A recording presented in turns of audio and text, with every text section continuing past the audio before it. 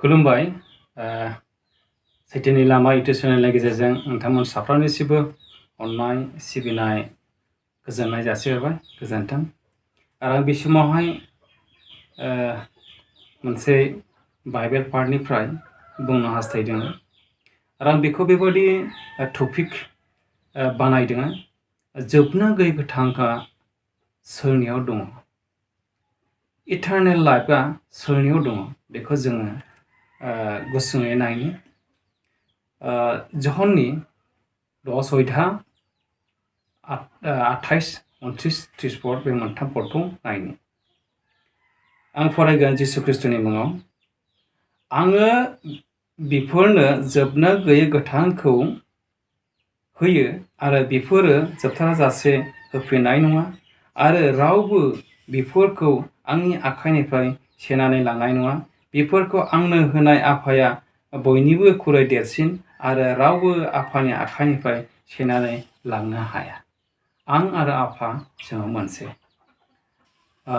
बेवहाय गोथार शास्त्रआ जोंनि गोथार बाइबेलाव बेवहाय बेबादि खोथा बुंदों बाथ्रा बुंदों आं जोबनो गैयै गोथांखौ आङो बेफोरनो होयो जायफोरा इसोरखौ गियो इसोरखौ मानियो इसोरखौ फोथायो बिसोरनो जोबनो गैयै गोथांखौ होयो आरो बियो जाय मानसिफ्रा बिखौ मोनबाय बेनि आखाइनिफ्राय रावबो सेनानै लांनो हाया आरो आंबो बेनिफ्राय लाफिना बेबादि होनानै बेबादि मोनसे सिक्रिटि होदों आंनि आखाइनिफ्राय सेनानै लांनाय नङा बिफोरखौ आंनो होनाय आफाया बयनिबोख्रुइबो देरसिन आरो रावबो आफानि आखाइनिफ्राय सेनानै लांनो हाया बेबादि मोनसे गिफ्ट आसुरित गिफ्ट जाय गिफ्टखौ जोङो संसारनि गासै मुलुगाव नागिरबाबो जों मोननो हाया गासै जायगाफ्राव गासै अनुस्थानफ्राव जोङो बे जिनिसखौ मोननो हाया नाथाय जोंनि गोथार बाइबेला बुंदों आं जायनो होबाय बे जोबनो गैयै गोथां दा बे गोथाङा आं जायनो होबाय बे गोथांखौ रावबो आंनि आखाइनिफ्राय आरो बेनिफ्राय सेनानै लांनो हाया बे बाथ्राखौ बुंदों बेनिफ्राय 1 पेट्रनि 5 अध्याय 10 पदाव बुंदों जोबनो गैयै महिमानि समायनायनि थाखायसो इसोरा जोंखौ लिंहरबाय जोबनो गैयै समायनायनि थाखायसो इसोरा जोंखौ लिंहरबाय जोङो 10 पदाव नायनि 1 पेट्रनि 5 अध्याय 10 पदावहाय बेबादि बाथ्रा बुंदों नाथाय ख्रिस्टनियाव गावनि जोबनो गैयै समायनायनि थाखाय नोंसोरखौ दाबोरसे सैनायनि उनाव लिंहरग्रा गासै दयानि इसोरा गावनो नोंसोरखौ गुरग'नाय गोग्गोम बोलोग्रा आरो नंथारगौ गोग्गोम बिथायाव लुजानाय खालामगोन जोंखौ संसारनि जायफ्रा इसोरखौ मोनबाय इसोरनि बाथ्राया रोदा सुरबाय जोबनो गैयै गोथांखौ मोनबाय नाजावबाय बिथांमोनखौ बिसोरनि फोथायनायखौ इसोरा बोलोग्रा खालामगोन सुथ्रु बिसारफोर फैब्लाबो बारहुंखा फैब्लाबो नासयनाय फैब्लाबो बिसोरखौ लुजानाय गोग्गोम न'निफ्राय गलाङाजासे बिसोरखौ गोग्गोमैनो गसंथानो बोलो होगोन होननानै बेवहाय बुंदों सोर बुंदों दयानि इसोरा गावनो नोंसोरखौ गोग्गोमै गुरगुनाय फोथायजानाय गुलुङाजासे हमथाजानाय जोंखौ खालामगोन नोंखौ आरो आंखौ खालामगोन आरो 1 जहननिनो 2 अध्याय 17 पदाव बुंदों बे संसारनि गासैबो जामलांनाय दङ जोबलांनाय दङ नाथाय इसोरनि बाथ्राया जोबलाङा जों नायनि 1 पेट्रनि 2 अध्याय 17 पदावहाय बुंदों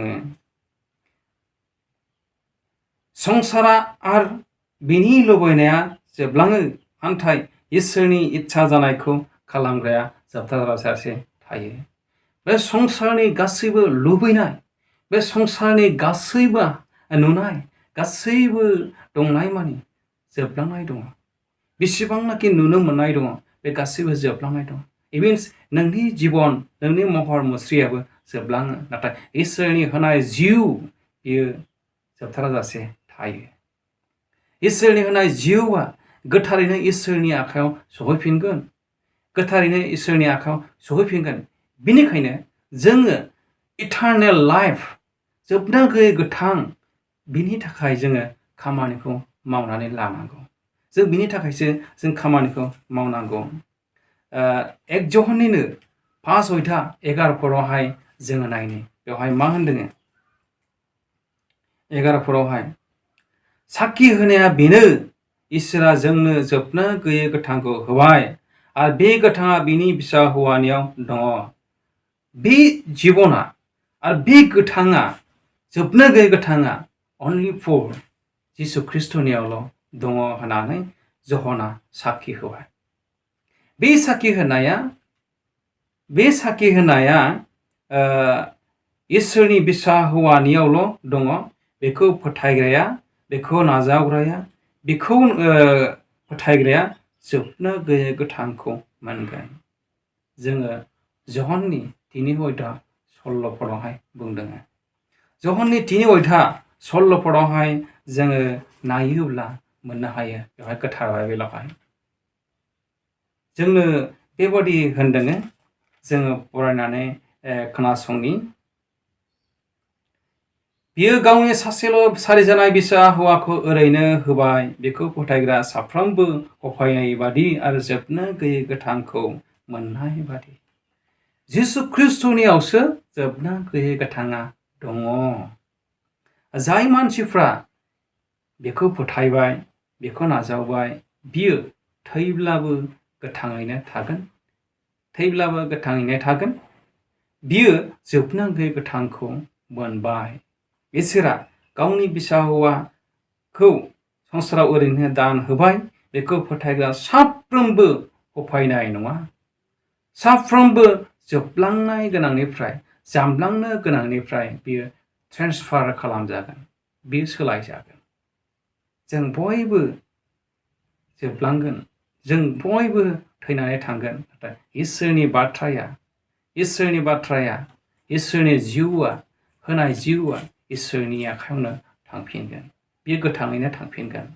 दा बेनिखायनो जोङो बे संसारनि गेजेराव जामलांनो गोनांखौ नुनानैबो जामलांनाय गोनाङावनो जोंनि गोसोफोरखौ बांसिन गोसो होयोब्ला जोंनि जोबनो गैयै गोथांखौ मोननो हास्थायनाया फैमाल जागोन, जोबनो गैयै गोथांखौ मोननो हास्थायनाया फैलावर जागोन। बेनिखायनो 2 कुरिन्थनि 4:18 पाउला बुंदों, नोंसोरो नुनो मोननायाव गोसो दाहो, नुनो मोनैयाव बांसिन गोसो हो। नोंसोरो नुनो मोनजानायफोरखौल' गोसो होयोब्ला नोंसोरो नोंसोरनि गोसोफ्रा बेयावल' गोसो होगोन। नाथाय नोंसोरो नुनो मोनो इसोरनियावहाय जुदि गोसो होयोब्ला इसोरा नोंसोरखौ बोर होगोन आरो जोङो गोथाङै थागोन। बेबादि होनदों जोंखौहाय। इसोरा जोंनि फोथायनायखौ बोलोगोरा खालामथों। सोरबा जुदि ख्रिस्टनियाव फैबायब्ला बियो जोबनो गैयै गोथांखौ मोनबाय। सोरबा जुदि ख्रिस्टखौ फोथायबायब्ला, ख्रिस्टखौ नाजाबायब्ला, बियो जोबनो गोनांनिफ्राय जोबनो गैयैयाव बियो ट्रान्सफार खालामजाबाय। बेयो नोंनि फोथायनायनि सायावहाय निर्भर खालामगोन। दा बेनिखायनो जोंनि फोथायनाया नंखाय नङा, जोंनि नाजावनाया नंखाय नङा। जोंनि इसोरा सैथो इसोर आरो जोंनि इसोरा गोथां इसोर आरो बे इसोरा जोबनो गैयै गोथांखौ होनो हाग्रा इसोर। दा बेनिखायनो सोरबा जुदि इटारनेल लाइफखौ लुबैयोब्ला जिसु ख्रिस्टखौ फोथाय, नों आरो नोंनि न'खर बासायजागोन। जिसु ख्रिस्टखौ फोथाय, नोङो जोबनो गैयै गोथांखौ मोनगोन। इसोरा बे बाथ्रानि गेजेरजों जों बयखौबो फोथायनो हानाय लाखथाबनो हानाय हमथानो हानाय बोलोखौ जोंनो होथों इसोरा जों बयनिबो सायाव बे बाथ्रानि जुगिदि बोर होथों जिसुनि मुङै आमेन गोजोन्थों।